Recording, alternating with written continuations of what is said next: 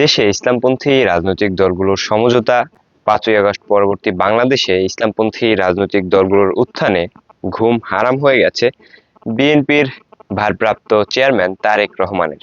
আজকে কবি সাহিত্যিকদের সাথে একটা প্রোগ্রামে তিনি মন্তব্য করেছেন, দেশ যেন চরমপন্থী ও মৌলবাদের অভয়ারণ্যে পরিণত না হয়, সেটা তারা কোনো দিনই হতে দিতে চান না। একই সাথে বিএনপির স্থায়ী কমিটির সদস্য সালাউদ্দিন আহমেদ কবি সাহিত্যিকদের প্রেসার গ্রুপ হিসেবে কাজ করতে বলেছেন এবং তিনি চাচ্ছেন যাতে কবি সাহিত্যিকরা প্রেসার গ্রুপ হিসেবে কাজ করে। সাধারণত আমরা যেটা জানি, কবি সাহিত্যিক লেখক কিছুটা সেকুলার টাইপের হয়ে থাকে, নাস্তিক টাইপের হয়ে থাকে।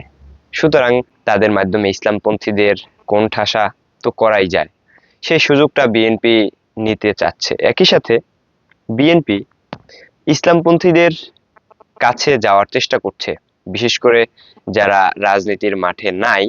বিশেষ করে হেফাজতে ইসলাম বাংলাদেশ, তারা একটি অরাজনৈতিক সংগঠন, যদিও এর মধ্যে অনেকেই রাজনীতিতে যুক্ত। শর্ষিনার পীর সাহেব তাদের কাছে যে ইসলামপন্থীরা যাতে কোনো মতে ইসলামপন্থী রাজনৈতিক দলগুলোর দিকে আকস্মিকভাবে ঝুঁকে না পড়ে, সেই চেষ্টা তারেক রহমান চালিয়ে যাচ্ছেন এবং দলের সিনিয়র নেতৃবৃন্দকে কিন্তু তিনি সেইখানে পাঠাচ্ছেন। আজকে প্রথম আলোর একটি প্রতিবেদনে উঠে এসেছে যে বিএনপির জনসমর্থন মাত্র 16% এবং জামায়াতের জনসমর্থন 31%। প্রথম আলো এই প্রতিবেদনের জন্য একটি জরিপকে রেফারেন্স হিসেবে নিয়েছেন, যেই জরিপটা অনেকটাই বিশ্বাসযোগ্য এবং সত্য মনে হয়েছে। যদিও প্রথম আলো বারবার সতর্ক করছে বিএনপিকে, এবং প্রথম আলোর রিপোর্টার ওই প্রতিবেদনে লিখেছে যে এই ধরনের প্রতিবেদন হয়তো কোন একটি রাজনৈতিক দলের এজেন্ডা হিসেবেও হতে পারে, বড় কোনো রাজনৈতিক দলকে কোণঠাসা করার জন্য। যদিও সাধারণ মানুষ এমনটাই মনে করছেন। বিএনপির জনসমর্থন যে আগের থেকে অনেকটাই কমেছে, সেটা ইতিমধ্যেই সবাই আঁচ করতে পারছে। স্বাভাবিকভাবে 2008 সালের নির্বাচনকে অনেকটা বৈধ মনে করেন অনেকে, মানে কিছুটা হলেও বৈধ মনে করেন অনেকে।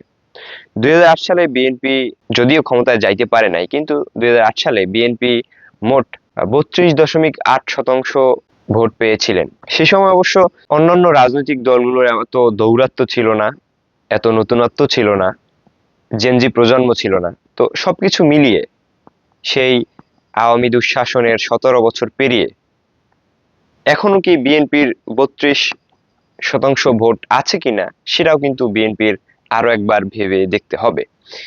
2008 সালের পর বিএনপির উপর যে স্ট্রিম রোলার চালানো হয়েছে, নিশ্চয়ই তারা জামায়াতে ইসলামীর মতো নেতাকর্মীদের ধরে রাখতে পারেনি।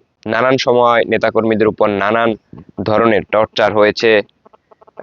বিএনপির নেতাকর্মীরা নানান সময়ে নিজের দল থেকেও হয়ে প্রতিপন্ন হয়েছেন, এমন খবরও কিন্তু আমরা পেয়েছি।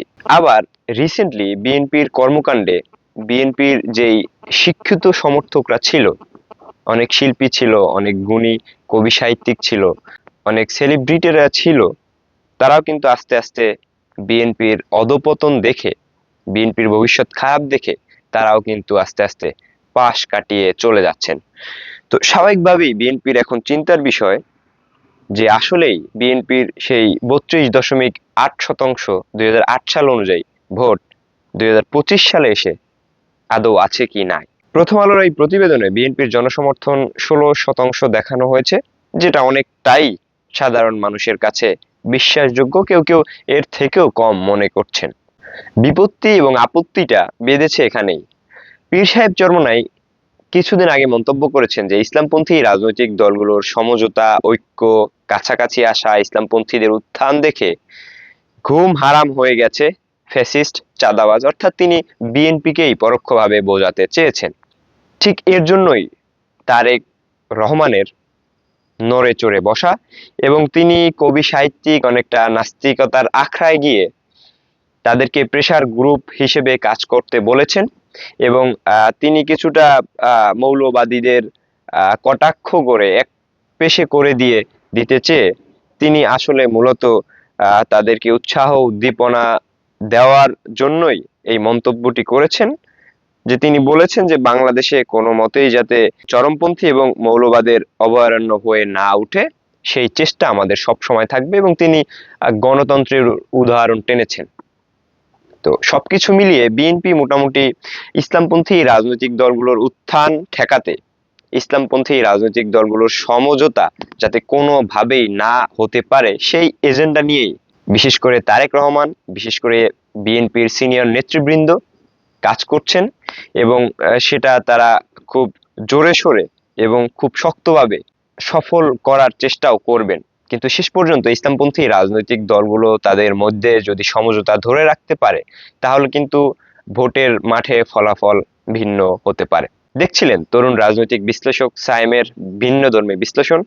জাতীয় এবং আন্তর্জাতিক রাজনৈতিক বিশ্লেষণ দেখতে চ্যানেলটি সাবস্ক্রাইব এবং ফেসবুক পেজটি ফলো করবেন। ধন্যবাদ।